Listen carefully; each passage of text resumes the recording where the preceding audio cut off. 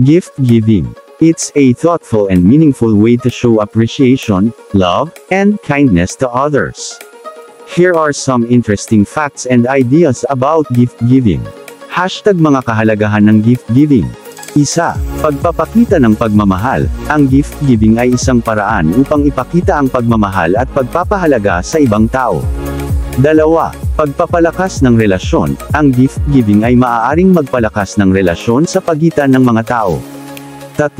Pagpapakita ng pag-unawa. Ang gift giving ay isang paraan upang ipakita ang pag-unawa at pagpapahalaga sa mga interes at pangangailangan ng ibang tao. Hashtag mga ideya sa gift giving. 1.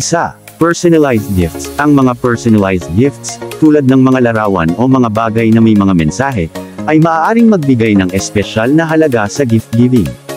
2.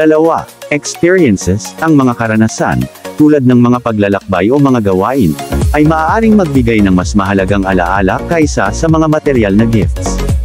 3. Charitable donations. Ang mga donasyon sa mga charitable institutions ay maaaring magbigay ng pagpapahalaga sa mga nangangailangan. Hashtag mga bagay na dapat tandaan sa gift giving.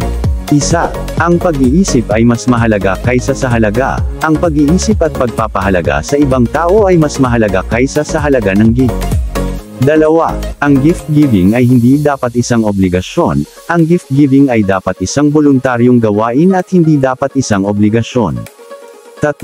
Ang pagpapahalaga sa ibang tao ay mas mahalaga kaysa sa gift. Ang pagpapahalaga sa ibang tao ay mas mahalaga kaysa sa gift mismo.